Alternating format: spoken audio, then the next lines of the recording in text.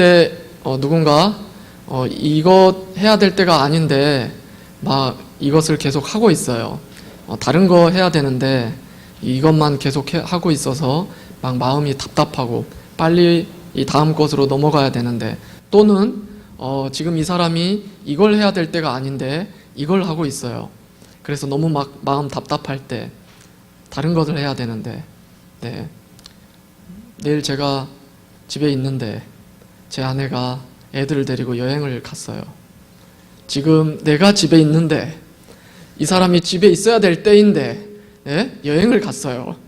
마음이 답답합니다. 난 언제 애들 보라고. 사실 적절한 비유는 아니겠죠. 근데 오늘 사실 그런 상황들이 벌어집니다. 드디어 이스라엘 백성들이 요단을 건너갑니다. 요단을 건넜어요. 하나님께서 그 홍해를 가르신 것처럼 여호수아를 대장으로 해서 그 요단 강마저도 갈랐죠. 갈른 게 아니라 멈춰 세웠죠. 강은 흐르니까. 그리고 이스라엘 백성이 그 요단을 건너가게 됩니다. 그렇게 건넜을 때 그 가나안 땅에 많은 사람들, 오늘 본문 1절에 보면 뭐라고 나와 있나요? 가나안 사람의 모든 왕들이 여호와께서 요단물을 이스라엘 자손들 앞에서 말리시고 우리를 건너게 하셨음을 듣고 마음이 녹았고 이스라엘 자손들 때문에 정신을 잃었더라. 그러니까 가나안의 모든 왕들, 가나안의 사람들은 사실 그들의 이목은, 그들의 귀추는 그 이스라엘 백성들의 행동에, 이스라엘 백성들의 움직임에 지금 집중되어 있다는 거죠. 그 소문으로만 들어왔던 그 이스라엘이 애굽에서 홍해를 가르고 광야 40년 동안, 아무것도 없는 광야 40년 동안 광야 생활을 했던 그 이스라엘이 건너편, 요단강 건너편 아모리 왕 시온과 바산 왕 옥을 쳐부쉈다는 그 소문만 듣던 그 이스라엘이 요단도 홍해와 동일한 방법으로 갈라버리고 멈춰 세워버리고 건넜다는 소식을 듣게 된 거죠. 얼마나 두려웠겠습니까? 계속해서 그들의 관심은 이스라엘에게 집중되어 있다는 거죠. 또 한편 이스라엘은 드디어 요단을 건너 가나안에 들어갑니다. 이제 그들의 앞에는 정말로 정복해야 할 적들이 눈앞에 펼쳐져 있는 거죠. 특별히 여리고성, 떡하니 첫 번째 목표물인 여리고성이 이제 눈에 들어옵니다. 적진에 뛰어든 상황이죠.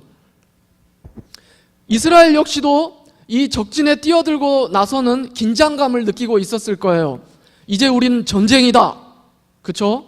바로 전쟁을 앞둔, 전투를 앞둔 그 군인의 심정이 바로 이스라엘이었겠죠. 두려운 마음도 있었을 거고, 또는 이후에 또 어떤 일이 발생할까 하는 어떤 그런 기대감, 이런 것도 있었을 겁니다. 이스라엘이 그런 마음이었으면 여리고도 전에 말했듯이 두려움과 함께 그들이 오고 있다는 것을 알고 두려워하고 있었죠.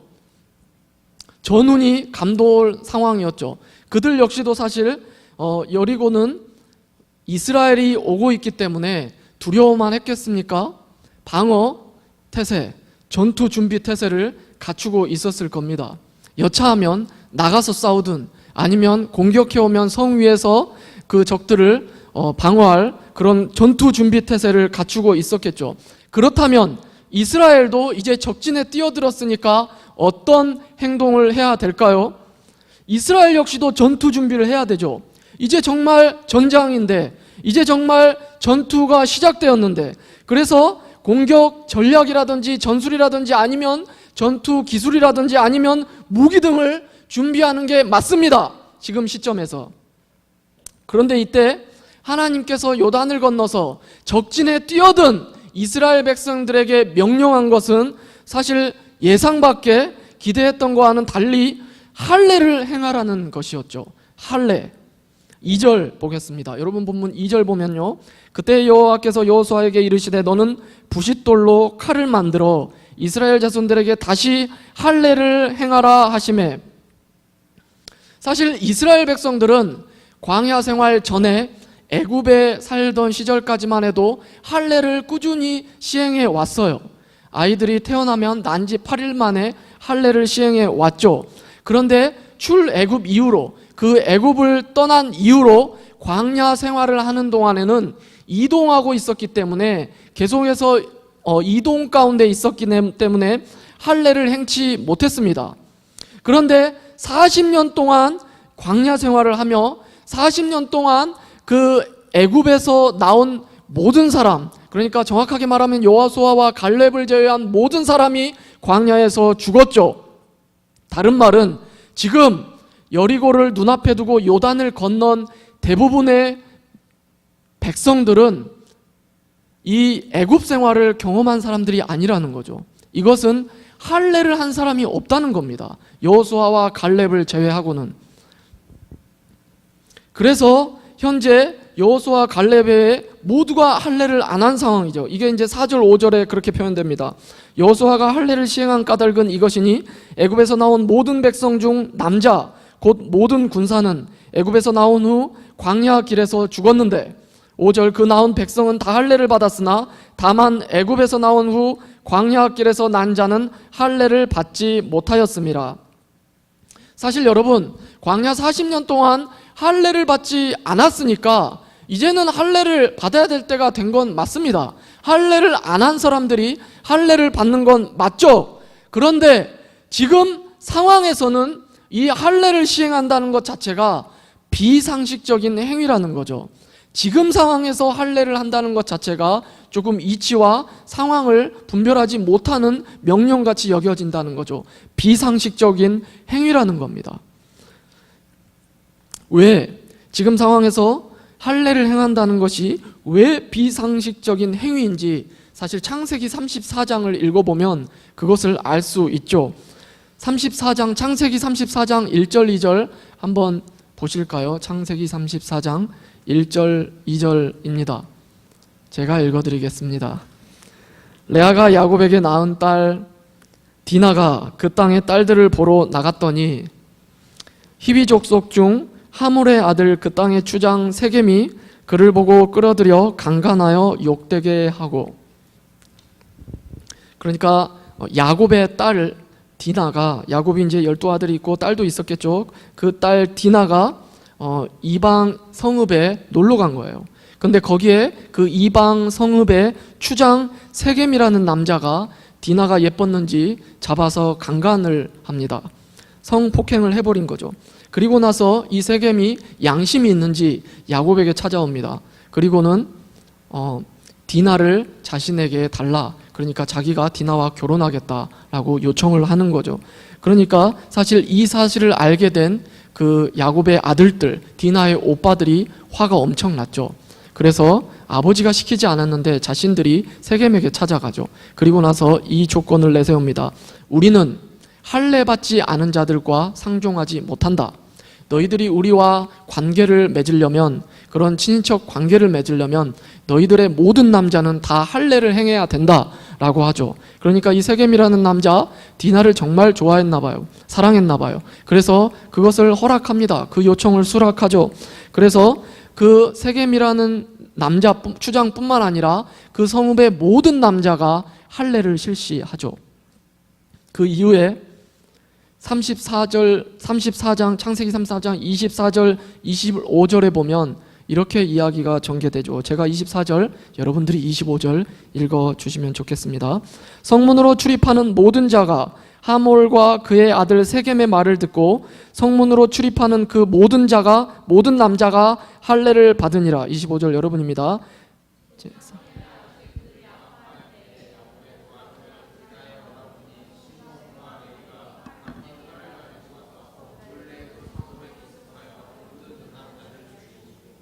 네, 사실 여러분 할례라고 하니까 혹시라도 모르시는 분들이 있을까 이야기 드리는데, 지금에 말하면 무엇이죠? 그 포경 수술입니다. 그러니까 남자 생식기에 그 포피를 잘라내는 그 수술이죠. 우리 형제들은 사실 그 조금 이렇게 초등학교 이상 이후에 이 수술을 한 우리 형제들은 그 생생하게 그때 그 당시에 그 고통을 기억하고 있을 거예요. 아니면 우리 자매들 중에서도 어떤 또 오빠가 있거나 남동생이 그런 수술을 했다면 얼마나 고통스러워하는지 그것을 기억할 것입니다. 사실 이렇게 아파서 평소처럼 자유롭지 않은 남자들, 그러니까 세겜과 그 모든 남자들이 이 할례를 행하고 나서 아파서 누워 있었겠죠. 움직이지 못하고 자신의 힘을 발휘하지 못하는 그런 상태에 있을 때 야곱의 아들들이, 특히 시므온과 레위 이 두 사람이 가서 그 성읍의 모든 남자들을 다 죽여버렸다라고 하는 거죠. 여러분, 성경은 시므온과 레위 이 단 두 명이, 세겜은 말할 것도 없고 그의 가족은 말할 것도 없고 그 성읍의 모든 남자를 다 죽여버렸다고 합니다. 아무리 기습이라고 하지만 두 명이 성읍의 수백 명이 될지 모르는 그 모든 남자를 다 죽일 수 있다는 건 무엇을 의미합니까? 그만큼 이 할례를 행했다는 것 자체가 남자로서 자신의 힘과 능력을 발휘할 수 없는 상태라는 거죠. 그러니까 아파서 누워있는 사람들, 평소와 같지 않은 사람들을 이 두 남자가, 야곱의 아들들이 가서 다 쳐 죽여버렸다는 거죠. 무엇입니까? 전시 상황에서 적군이 언제 그들에게 올지도 모르고 우리가 당장 그들과 싸워야 되는 상황에서 하나님이 이와 같이 할례를 명령했다는 건, 싸워야 될 군인들에게 할례를 명령했다는 건 정말로 싸울 컨디션 최악으로 만들어버리는 명령을 주님이 하셨다는 거죠. 언제 그들이 공격해 올지도 모르는 상황에서. 그렇기 때문에 하나님의 명령이 굉장히 비상식적인 명령이었다고 볼 수 있는 거죠. 그렇다면 하나님은 왜 이런 비상식적인 행위를 이스라엘에게 명령하셨던 것일까요? 먼저 그렇다면 이스라엘이 할례를 시행하게 된 그 기원, 언제부터 왜 할례를 이스라엘은 행하고 있을까요? 사실 이스라엘 민족이 할례를 하게 된 그 기원은 하나님께서 그 이스라엘의 민족의 조상인 아브라함에게 주신 언약에 있습니다. 창세기 17장 10절 11절 보면은 이렇게 됩니다. 여러분 한번 같이 읽어볼까요? 10절 11절입니다. 시작. 너희 중 남자는 다 할례를 받으라. 이것이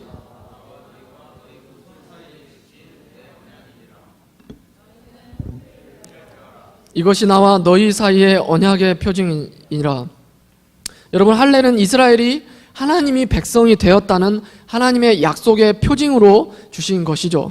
그렇기 때문에 할례를 행한다는 것은 하나님이 나의 하나님 되심을 기억하는 것이고, 또한 내가 하나님 백성 됨을 고백하는 행위라는 거죠. 그러니까 이스라엘에게 할례를 행하게 한 것은 이스라엘 백성들이 낳은 아이들 할례를 행할 때마다 여호와 하나님이 우리 하나님이다, 그리고 또한 우리는 그 하나님의 백성이다 라는 것을 기억하게 되고 그것을 고백하는 행위라는 거죠. 언약, 약속의 행위라는 겁니다. 이 할례, 하나님과의 관계성을 나타내며 이 할례, 하나님 백성임을 나타내주는 그 약속, 언약의 표징이라는 것이죠. 그렇다면 오늘 본문에서는 이 할례를 무엇이라고 설명을 하고 있죠? 할례를 시행하라고 해놓고 하나님께서 이 할례가 무엇이다 라고 말씀을 주십니다. 그게 바로 8절 9절에 나와 있습니다.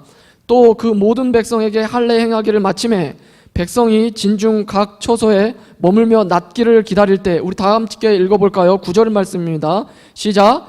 여호와께서 여호수아에게 이르시되 내가 오늘 애굽의 수치를 너희에게서 떠나가게 하였다 하셨으므로 그곳 이름을 오늘까지 길갈이라 하느니라. 하나님은 이스라엘 백성의 할례를 통해서 이스라엘이 애굽의 수치에서 떠나게 했다고 지금 말씀하고 있는 거죠. 그러니까 그들이 할례 시행한 것을 보고 드디어 이스라엘에서 애굽의 수치가 떠나갔다. 여기서 이제 원어적인 표현은 굴러갔다 이렇게 배우는 거죠. 떼굴떼굴 굴러가 버렸다. 이게 무엇을 의미할까요? 여러분, 애굽의 수치가 무엇을 의미할까요? 사실 이 애굽의 수치는 애굽에서 당했던 그 수치스러움입니다. 여러분, 이스라엘 백성들이 애굽에서 어떤 대우를 받았나요? 처음에 요셉이 있을 때는 그들이 사실 왕족과 같이, 귀족과 같이 이렇게 대접을 받았겠지만 요셉을 기억하지 못하는 왕이 된 이후에 이스라엘은 애굽에서 종처럼 살았습니다. 노예였죠. 완전히 애굽의 노예로 살던 때가 바로 이스라엘의 애굽 시절이라는 거죠. 요셉 잊혀진 왕 시절 말하는 겁니다. 그러니까 이 애굽의 수치라는 것은 애굽의 종됨, 또 다른 표현으로 세상의 종살이하는 모습을 말하는 거죠. 세상의 지배를 받고 사는 것을 바로 의미한다는 겁니다. 그렇다면 애굽의 수치가 세상의 지배를 받고 사는 삶을 의미한다면 애굽의 수치에서 떠나게 했다. 하나님이 이 할례 통해서 이 이스라엘이 갖고 있던 애굽의 수치를 떠나게 했다라는 것은 무엇입니까? 세상의 지배에서 이스라엘이 세상의 지배를 받는 것이 아니라 세상의 지배에서 떠나게 했다, 벗어나게 했다라는 거죠. 세상의 지배에서 벗어나서 하나님의 통치만 받게 하겠다라는 거죠. 세상의 방법과 세상의 지혜가 아니라 세상의 방법과 세상의 지혜, 즉 그렇게 세상의 다스림을 받는 것이 아니라 하나님의 통치 아래 하나님 붙들고 하나님 의지하며 하나님 능력으로 살게 하겠다라는 뜻입니다. 즉 하나님 이스라엘 백성들에게 비상식적인 명령 같지만 할례를 명령하신 이유, 지금 이스라엘이 치러야 할 이 전쟁, 세상적인 방법인 군사수를 본다거나 또는 전투 능력을 파악한다거나 전술, 전략 등을 고려하는 것이 아니다. 이 전쟁은 그렇게 하는 전쟁이 아니다라는 거죠. 이 전쟁 하나님이 싸우시는 전쟁이다. 하나님의 지배를 받는 백성 앞에 있는 전쟁은 하나님이 싸우는 전쟁이다.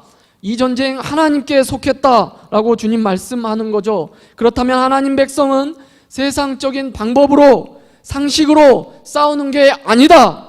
하나님 말씀에 순종함으로 싸우는 거다. 하나님 절대적으로 신뢰하며 믿음으로 싸우는 거다 라고 하나님 할례를 통해서 이스라엘 백성들에게 말씀하고 계신 것입니다. 하나님 백성 세상의 지혜와 세상의 능력과 세상의 방법으로 싸우는 게 아니다라는 거죠. 하나님 싸우시는데 그들 하나님 말씀하심에 순종과 그 말씀 신뢰하며 믿음으로 싸우는 거다라고 말씀하고 있는 겁니다. 그러니까 하나님 여리고라는 적을 목전에 두고 이스라엘에게 군사적인 무장 방법이나 전술을 말씀하셨던 것이 아니라 영적인 무장 말씀하셨던 것이죠. 이스라엘 이 할례 통해서 하나님 백성임을 재인식하며 하나님 백성은 세상과는 다른 방법으로 싸운다는 사실, 즉 자신의 지혜와 능력이 아니라 계산하는 것이 아니라 하나님 능력과 하나님 방법으로 싸운다는 믿음 다시 확립하게 하셨다는 것이죠. 그리고 결국 여리고성 어떻게 정복하였나요? 하나님 이스라엘 백성들에게 그 여리고성 돌기만 하라고 하죠. 아무 말 하지 말고 6일 동안 하루에 한 바퀴씩 돌고 7번째 되는 날 7바퀴 돌고 외치라. 주님 말씀하신 대로 그들 순종하죠. 전혀 세상적인 방법 아닙니다. 자기의 능력도 아니었죠. 그런데 주님 여리고성 점령하게 정복하게 하셨다는 거죠. 하나님 말씀에 순종과 믿음으로 이스라엘 여리고 정복했던 걸 보게 되는 겁니다. 여러분, 성도의 삶은 주님 다시 올 때까지 사실 영적 전쟁입니다. 여러분의 삶 그렇게 녹록하지 않으시죠? 그리스도인으로 산다는 거 더 힘들죠? 예전에 제 직장 동기와 제가 직장 다닐 때 그 친구와 만날 때마다 사실 그런 아픔을 이야기했어요. 그 친구는 늘 자기는 정말로 주변 동기들이나 선배들처럼 그렇게 성과 올리고 그렇게 부정적인 방법으로 정직하지 않는 방법으로 성과 내고 싶고 그렇게 해서 올라가고 싶은 마음이 자기도 있다 이겁니다. 때론 거짓 보고 하고 싶고 과장되고 싶고 실적 부풀리고 싶은 욕망 있다 이겁니다. 그런데 그 친구 울먹이며 말했습니다. 근데 그건 하나님 뜻 아니잖아. 그렇습니다. 우리 그리스도인의 사는 삶 그렇지 않습니까? 남들 모두 다 부정적으로 성적 올릴 때 서로 짜고 또는 레포트 돌리고 그렇게 너무나도 쉽게 학점 올릴 때 우리는 그렇게 하지 않습니다. 그렇죠? 영적인 전쟁이죠. 여러분, 가정과 학교와 직장의 삶의 모든 현장이 사실 이 영적 전쟁터죠. 그곳에서 하나님 영광 드러내는 그런 삶을 살아가고 있는 겁니다. 이를 위해서 우리는 자신에게 주어진 현실에 사실 최선은 다해야 됩니다. 열심히 해야 되죠. 게으른 것 하나님 뜻 아닙니다. 우리가 갖출 수 있는 능력 최대한 갖춰야죠. 세상적인 능력도 준비하는 것 당연히 해야 됩니다. 그러나 그게 중요하지만 그 결과가 주님께 있다는 것 사실 우리가 반드시 잊지 말아야 된다는 거죠. 결과는 주님께 있다. 우리는 세상과 똑같은 방식으로는 경쟁하지 않는다. 그 생각을 우리는 잊지 않아야 된다는 거죠. 그리고 그 모든 일 결국 주님이 하신다라는 신뢰로 하나님 말씀에 순종하며 우리는 살아야 된다는 거죠. 성도는 사실 마음의 할례를 받은 자, 곧 하나님 백성이며 하나님은 그 백성을 인도하시는 분이라는 것을 알기 때문입니다. 여러분, 성도는 늘 나는 하나님 백성이다. 하나님이 함께 하시며 하나님이 나를 통해 그 영광 드러내실 것이라는 것 확신하고 주님이 하신다는 확신, 그렇게 하나님 신뢰하고 믿음과 순종으로 살아갑니다. 성도는 이 믿음으로 세상에서 승리하며 살아가는 자들이라는 거죠. 그래서 요한 사도는 이렇게 말씀하였습니다. 요한일서 5장 4절 우리 한 목소리로 같이 읽어봤으면 합니다. 요한일서 5장 4절입니다. 같이 읽겠습니다. 무릇 하나님께로부터 난 자마다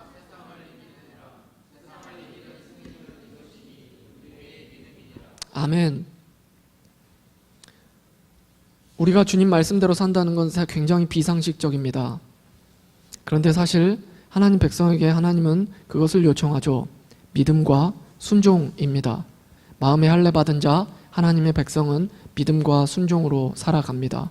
그리고 반드시 주님, 그 결과를 이루시는 주님 경험하게 되는 거죠. 여러분, 이 믿음 위에서 그런데 저절로 이 믿음이 생기나요? 주일에 한번 와서 잠깐 졸면서 예배드리면 믿음이 생기나요? 아니라는 거죠. 늘 말씀 묵상하면서 또한 기도하면서 주님과의 그 끈끈한 관계성 갖기 위해 노력해야 됩니다. 자신의 삶에 또한 최선 다해야 됩니다. 우리가 할 수 있는 한 노력은 다 해야 되죠. 그 가운데 주님 그것을 사용하신다는 거죠. 그리고 또한 그 과정 가운데 우리가 한계를 드러날 때 우리가 주님께 부르짖는 거죠. 그렇지만 우리가 한 가지 분명하게 확실하는 것, 우리에게 당장 눈앞에 주어진 결과가 초라한다고 해도 주님 분명히 우리와 함께 하시며 분명히 선한 길로 인도하실 것, 결국 주님이 승리한다는 사실을 확신하는 겁니다. 그게 바로 그리스도인의 삶이며 하나님 백성의 삶이라는 거죠. 이 믿음 가진 모든 백성들 되시기를 소망하며 축복합니다. 우리 다 같이 찬양하며 기도하는 시간 갖도록 하겠습니다.